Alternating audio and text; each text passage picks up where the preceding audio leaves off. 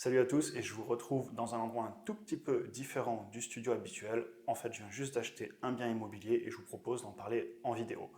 Tout d'abord, on va faire un tour rapide pour que vous compreniez ensuite le projet. Je vais vous montrer un petit peu les lieux et ensuite je vous retrouve sur l'écran habituel pour parler plus en détail du projet. Donc la maison est dans son jus, elle est très bien entretenue et d'ailleurs je tiens à remercier toutes les personnes qui ont participé à la vente, qui ont accompagné, etc.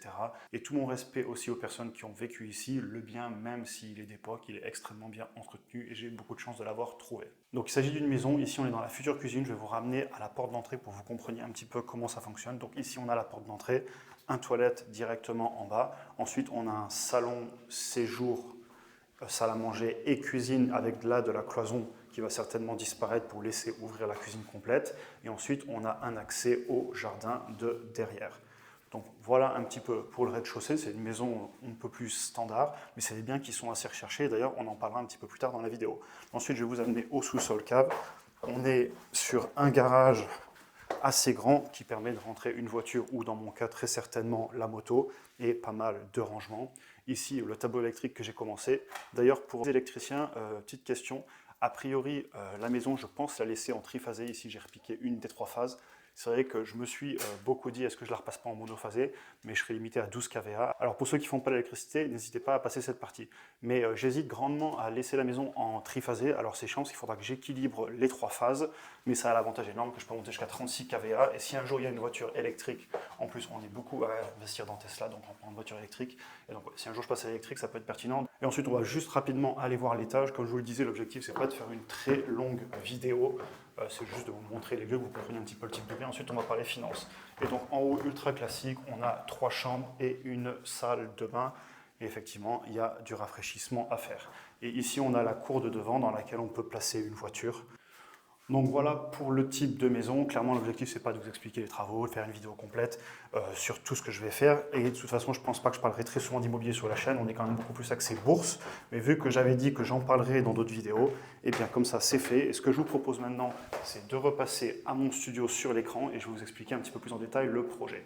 On va maintenant discuter 3 points sur ce projet immobilier. On va d'abord voir pourquoi est-ce que je fais ce projet, ensuite on va parler de ma stratégie d'achat et enfin du marché immobilier un petit peu plus de façon générale. Je voudrais commencer avec un petit peu de contexte. Tout d'abord, sachez que c'est mon deuxième achat depuis mon retour en France mi-2019 et avant ça j'avais commencé ma carrière en expatriation en Chine. Et justement, une des raisons de mon retour en France était que je voulais investir dans l'immobilier. On avait les taux bas à l'époque et j'avais aussi besoin de lever de l'argent via la banque et c'était très difficile en expatriation et encore plus difficile évidemment d'acheter un bien immobilier en Chine. Enfin, je tiens aussi à dire dès maintenant, je ne suis pas du tout un expert en immobilier. D'ailleurs, je m'étais formé à l'époque et la formation que je m'étais pris s'est clairement remboursée de nombreuses fois juste avec mon premier achat de l'époque. Ainsi, je vais ici simplement partager ma vision des choses et je ne vous donne aucun conseil. Alors, comme je le disais, le premier achat que j'avais fait, je l'avais clairement fait dans l'objectif de faire un achat, d'y vivre un certain temps, par exemple 1 à 2 ans en ne payant pas de loyer. On va parler un petit peu plus tard pourquoi je ne paye pas forcément de loyer au début. C'est avec un différé sur le remboursement de l'emprunt immobilier. Et à l'époque, en revendant, j'avais fait un petit peu plus de 45 000 de plus-value. Donc clairement, c'était un achat qui avait été fait pour ça. J'ai vécu presque 2 ans dedans, puis je l'ai revendu en résidence principale. Et si je vous en parle, c'est parce que ce deuxième bien, c'est pas forcément une optique d'achat pour revendre rapidement. Alors, j'achète aussi avant tout, comme je le disais, pour lever de la dette, l'effet de levier. Aussi augmenter mon cash flow, parce que si je passe presque 2 ans dans un bien sans avoir de loyer ni de crédit à rembourser à part l'assurance, eh bien ça fait que j'ai beaucoup plus de cash flow et donc je peux investir plus ou prendre plus de risques dans la vie. Et évidemment, c'est aussi pour me loger. Et clairement, je me sens plus en sécurité avec de la dette qu'en location. C'est un long débat, on ne va pas rentrer ici dedans, mais en tout cas, c'est ma vision des choses. Et aussi, j'aime bien l'aspect où j'ai moins de pression d'à tout prix devoir avoir un CDI et le garder pour obtenir mon crédit. Et là, je l'ai eu, j'ai emprunté, maintenant je vais un petit peu plus pouvoir me relâcher, peut-être envisager d'autres projets, etc. Donc au final, ici, je pars clairement sur un projet de résidence principale avec 2 ans de différé que j'ai obtenu. Et il va peut-être falloir 4 mois de travaux avant d'emménager, ce qui fait que globalement, je pourrais peut-être passer 20 mois dans un bien sans loyer, juste en payant l'assurance emprunteur qui est de l'ordre de 60 € par mois. Donc voilà les grandes lignes du pourquoi de ce projet. Ensuite, du coup, comme je vous le disais, ce deuxième achat, je ne pense pas forcément le revendre de suite a priori. Cependant, je l'ai traité comme si c'était dans un objectif de le revendre pour éviter les erreurs. Et c'est ce dont on va parler dans la deuxième partie. Parce que même si je l'ai acheté, j'ai quand même été très raisonnable et j'ai voulu faire un bon achat. Donc ma stratégie d'achat, à l'inverse du projet précédent, ici comme je disais, je conserve ce bien, donc pas de revente sur le court terme a priori. Mais je l'ai traité comme si c'était un investissement au cas où il faille la vendre. On ne sait pas ce qui peut se passer et s'il faut que je vende, je ne veux pas vendre en panique. J'en parlais d'ailleurs avec une personne qui travaille en banque et qui me disait que y a des personnes qui ont acheté au plus haut du marché, qui se sont fait un achat plaisir et aujourd'hui ils n'arrivent plus à vendre le bien, ils ne peuvent pas rembourser le crédit, donc ils sont bloqués dans un bien immobilier. Donc il faut être prudent, surtout si on a un marché qui continue à être difficile.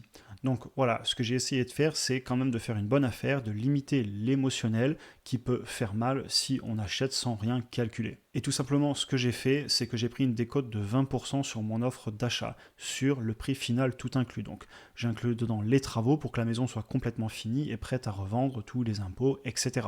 Ce qui fait que si je devais la revendre, j'ai une marge de 20%, donc même si le marché dévissait d'encore 20%, je rentrerai à peu près dans mes clous d'après mes calculs. Je dis d'après mes calculs parce que évidemment on peut se tromper, les travaux peuvent coûter plus cher, mais j'ai pris des marges de sécurité évidemment. Maintenant, en parlant un petit peu plus de la maison en soi. En termes de positionnement de marché, c'est un bien qui est comparable d'un point de vue du tarif à des beaux appartements, mais avec des prestations de maison. Ce ne sont pas des biens simples à trouver et j'ai beaucoup recherché. Et c'est un bien que je recherchais tout particulièrement parce qu'en fait, on est sur la première tranche de budget de maison. Au niveau de la localisation, puisque c'est important en immobilier, on est dans un vieux quartier à 5 minutes du centre-ville historique. Sauf qu'on n'est pas en historique d'un point de vue du PLU, donc du plan local d'urbanisme, donc je ne serais pas trop embêté par les architectes des bâtiments de France. On est à 5 minutes du marché, il y a les écoles pas loin, le collège pas loin, le lycée pas loin. On est à 10 minutes en voiture de l'entrée de Clermont-Ferrand et de Michelin, centre de recherche et développement, et de façon générale, il y a des très grosses zones industrielles très proches, il y a beaucoup de travail, c'est vraiment une zone économique qui est active. Et c'est un quartier plutôt calme et globalement recherché. Alors je dis ça c'est un petit peu la vision que j'ai parce que je connais quand même bien ce périmètre depuis le temps que je recherche de l'immobilier dedans, et aussi parce que c'est ce que je vous dis après, si on connaît bien son marché et surtout qu'on a du réseau, personnellement j'ai des amis qui sont marchands de biens, agents immobiliers, voilà, j'ai un entourage aussi qui fait un petit peu comme moi, qui investit, et eux ils investissent en bourse et ils me posent des questions, etc. Et donc forcément j'ai quand même une connaissance du marché qui est assez avancée aussi grâce à eux. J'ai pas fait des visites tout seul, j'ai fait des visites avec des personnes qui m'ont conseillé et ça aide aussi. Et une stratégie que j'avais déjà utilisée dans mon premier achat-revente que j'ai réutilisé, je préfère un petit bien dans un très bon quartier plutôt qu'un bien incroyable dans un quartier qui sera moins recherché. Ma première raison, ce que j'avais fait, pareil, j'avais acheté dans un village qui était très réputé, à moins de 5 minutes de l'entrée du centre de recherche et développement de Michelin, et on était littéralement à 3 minutes de l'entrée de Clermont-Ferrand, donc on était encore plus proche du centre, et c'était un quartier qui était très recherché, justement pour vivre au calme, un petit peu en hauteur, à l'entrée des volcans, etc., pour ceux qui connaissent la région. Mais quand on fait des recherches aussi précises, sachez aussi que ça prend du temps, et il m'a fallu de nombreux mois pour trouver ce bien. Ça fait longtemps que je vous en parle sur la chaîne, et ça a été enfin acté. Pour information rapidement sur les chiffres, on va être sur une maison complètement terminée qui devrait me coûter moins de 170 000 euros, mais je ne veux pas donner de chiffres précis tant que ce n'est pas acté, parce qu'on peut avoir des différences entre les travaux prévus et ce qui a lieu, aussi bien à la hausse, et aussi on peut avoir des très bonnes surprises. Donc voilà, comme on peut toujours avoir des surprises en immobilier, je ne veux pas trop parler de chiffres, mais en tout cas je pense que je suis pas trop déconnant par rapport au marché, et même si on venait avoir le marché qui baisse fortement, je ne devrais pas être perdant, sachant qu'au final je ne compte pas non plus la revendre, mais même si je la revendais, je pense que je pourrais faire une plus-value. Cependant, je ne vends pas du tout la peau de l'ours avant de l'avoir tué, et tant qu'on n'a pas vendu, on ne peut pas parler de plus-value, donc je vais m'en arrêter là. Au niveau du financement, je suis parti sur 2 ans de différé total, donc on ne paye que l'assurance, c'est un crédit au total sur 25 ans, financement à 104%, ce qui veut dire que tout le bien est payé par la banque et une partie des notaires est aussi payée par la banque. J'ai mis un tout petit apport parce que ça m'a été demandé, mais voilà, j'ai pas eu à faire un gros apport de 10-20% comme on peut en parler parfois. Donc c'est toujours a priori possible de faire très peu d'apports avec un bon dossier. J'ai obtenu le crédit en 6 jours, j'ai posé le dossier, 6 jours plus tard j'avais l'offre de crédit. Donc au final, entretenir ses relations avec son conseiller, avoir des bons comptes en banque bien gérés, ça joue énormément. Sachant ici qu'il m'achète le bien en l'état et qu'ensuite la rénovation elle va se faire dans le temps avec mon cash flow. J'ai fait une enveloppe travaux assez petite, j'ai quand même mis un peu de travaux qui payent parce qu'il faut bloquer les 2 ans de différé, on ne peut pas sans travaux, mais j'ai pas mis énormément de travaux dans le crédit parce que je voulais pas bloquer de l'argent si les travaux s'étalent. Enfin bref, je peux pas tout évoquer en une seule vidéo, ça va prendre trop de temps et l'objectif ce n'est pas de faire une vidéo trop longue, donc on va pas plus rentrer dans le technique, chiffres, coût des travaux, DPE, etc. On se garde ça peut-être pour une autre vidéo un jour, je verrai si celle-là elle plaît, les retours, etc. Parce que clairement sur la chaîne, on est quand même plus axé bourse, mais je voulais en parler un petit peu, surtout de la stratégie d'achat et de vous tenir aussi au courant de l'avancée du projet comme promis. On va finir sur le marché immobilier de façon générale, et là aussi je vais parler en local, puisque le marché immobilier c'est souvent très local. Donc dans mon cas, le marché il est clairement en train de ralentir, mais les prix baissent pas tant que ça si on regarde de façon globale parce qu'il y a des biens qui tiennent plus ou moins bien la cote. J'en parlais cependant au notaire et il me confirme que les volumes de transactions sont en train de baisser, il y a moins de transactions en cours.